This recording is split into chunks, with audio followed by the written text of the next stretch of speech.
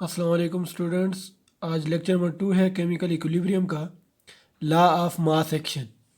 सबसे पहले अगर हिस्ट्री की बात करें तो दो साइंटिस्ट थे, एक का नाम था C.M. गोल्डबर्ग और दूसरा आप लोगों के पास था पीटर वेज। इन दो साइंटिस्ट ने 1864 में ये लॉ प्रेजेंट किया था, पेश किया था। अब इस लॉ की स्टेटमेंट, एक बात हमेशा याद रखनी है, अक्सर स्टूडेंट ये गलती करते हैं, डिफिनीशन, वो लॉ की डिफिनीशन की बात करते हैं। हमेशा याद रखना है डिफिनीशन, तारीफ जो है वो मुख्तलिफ हो सकती है। तो लॉ जो है आप लोगों को पता है यूनिवर्सल होता है, तो इसकी स्टेटमेंट होती है और स्टेटमेंट जो है वो ख़ास होती है, वो चेंज नहीं हो सकती। फॉर एग्जांपल मैं आप लोगों को सिंपल मिसाल देता हूँ। केमिस्ट्री की हम मुख्तलिफ डिफिनीशन करते हैं। कोई कहते हैं the study of matter in all respect, कोई ये भी कहते हैं the study of life is called chemistry. तो मुख्तलिफ हो सकती है, लेकिन जो स्टेटमेंट होती है लॉ की वो हमेशा और हमेशा फिक्स्ड रहेगी। तो इसकी स्टेटमेंट आप लोगों के पास क्या, the rate of chemical reaction is directly proportional to the product of active masses of all reacting species। सबसे पहले इसमें जो चंद टर्म्स हैं वो मैं आप लोगों को एक्सप्लेन करता हूँ, फिर स्टेटमेंट की तरफ आते हैं, क्योंकि उन टर्म्स का आपको पता नहीं होगा तो फिर स्टेटमेंट की समझ नहीं आएगी। सबसे पहले है रेट। रेट हम लोग कहते हैं स्पीड को। अब यहाँ पर स्पीड से क्या मुराद है? स्पीड से मुराद ये है कि यूनिट टाइम में, यानी पर सेकंड में, इन यूनिट टाइम प्रोडक्ट कितना इंक्रीज होता है, ये अपवर्ड साइन मीन इंक्रीज, या रिएक्टेंट जो है कितना डिक्रीज होता है। क्योंकि आपको पता है जब भी रिएक्शन होता है तो प्रोडक्ट की कंसंट्रेशन बढ़ती है और रिएक्टेंट की कम होती है। तो एक सेकंड में या यूनिट टाइम में प्रोडक्ट कितना इंक्रीज हो रहा है या रिएक्टेंट में कितना डिक्रीज आ रहा है, इसको हम लोग क्या कहते हैं? रेट स्पीड कहते हैं। ठीक है जी।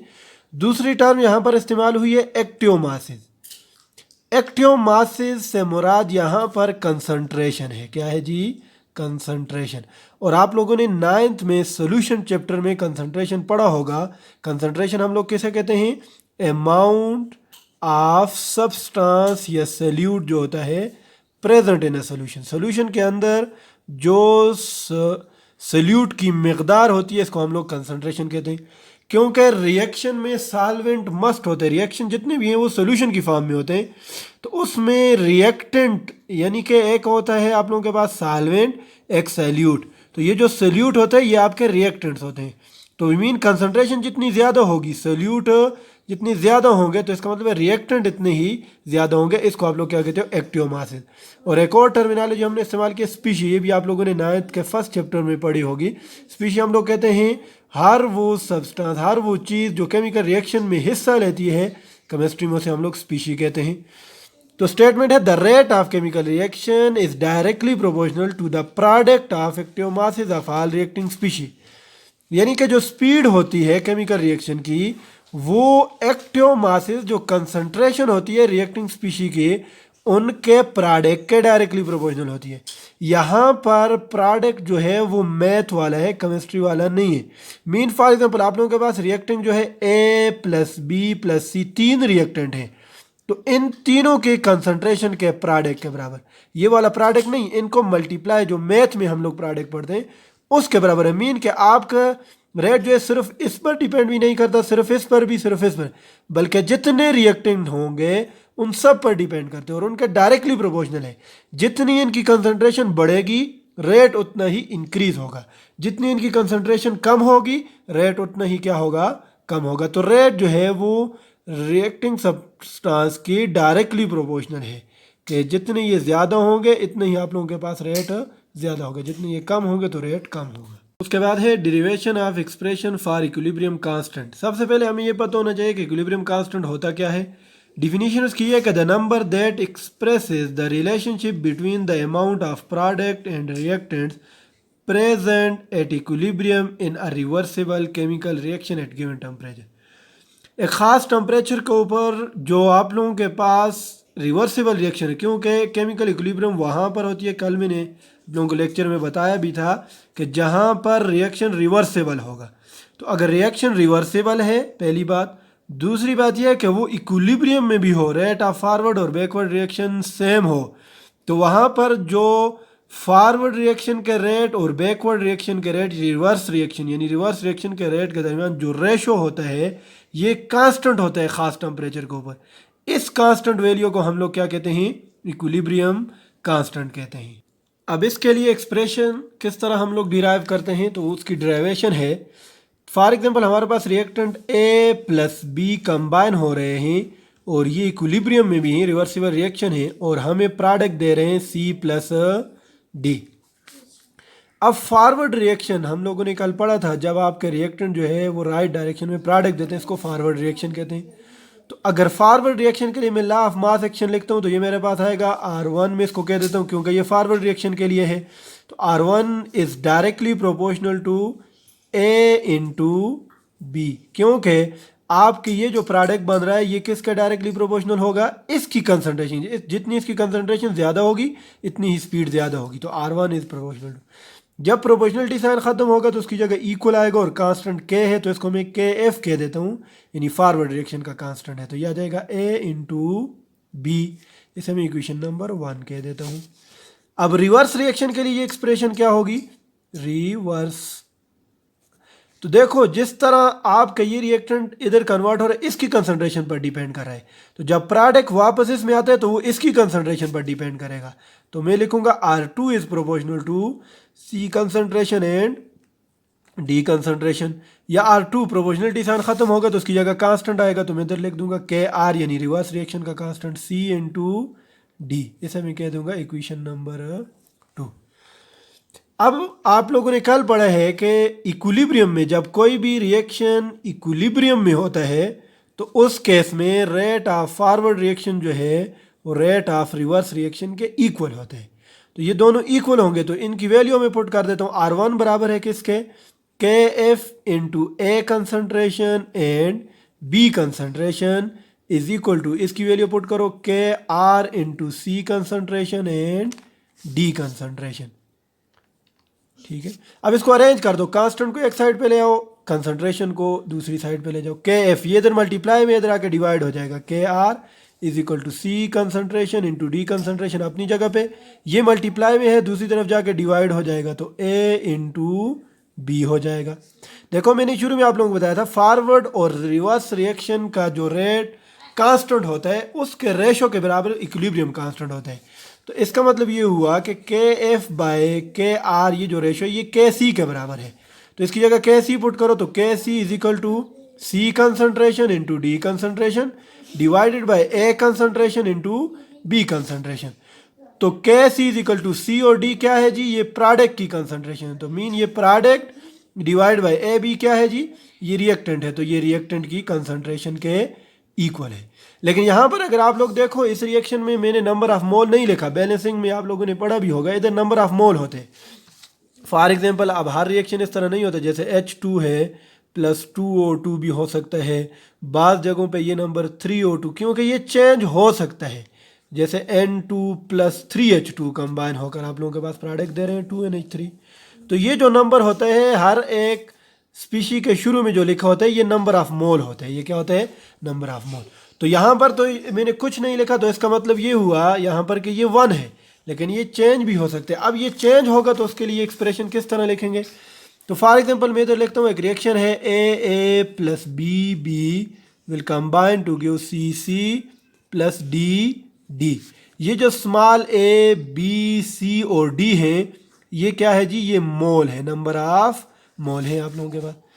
अब ये इक्वेशन किस तरह फिर आएगी आपके पास, ये इक्वेशन इस तरह आएगी, K C is equal to product है तो C into power C D into power D divided by A into power A and B into power B. तो मीन नंबर ऑफ मोल जो है वो कहाँ पर लिखेंगे हम लोग, पावर में लिखेंगे, कहाँ पर लिखेंगे, पावर में। अब क्वेश्चन ये पैदा होता है कि ये आप लोगों के पास इधर से पावर में किस तरह चले गए।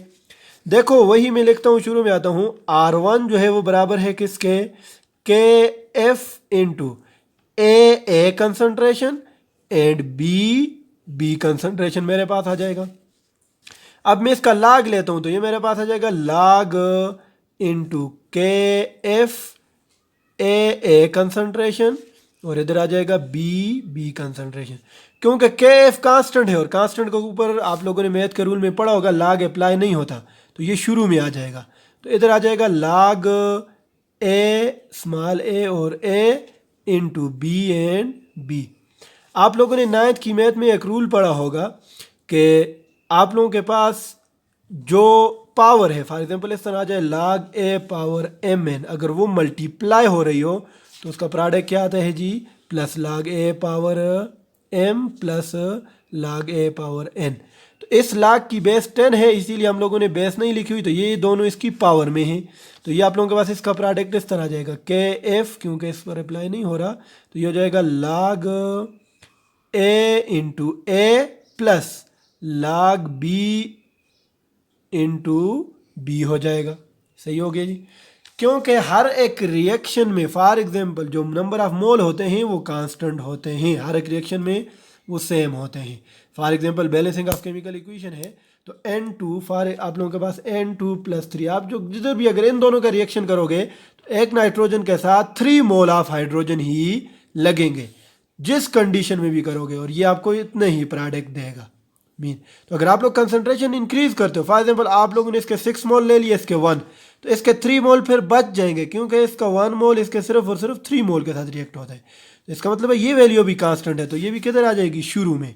तो के एफ इंटू ए शुरू में आ जाएगा, और इधर आ जाएगा log ए कंसंट्रेशन प्लस बी भी, क्योंकि नंबर ऑफ मोल है तो ये भी शुरू में आ जाएगा, और इधर आ जाएगा log बी कंसंट्रेशन।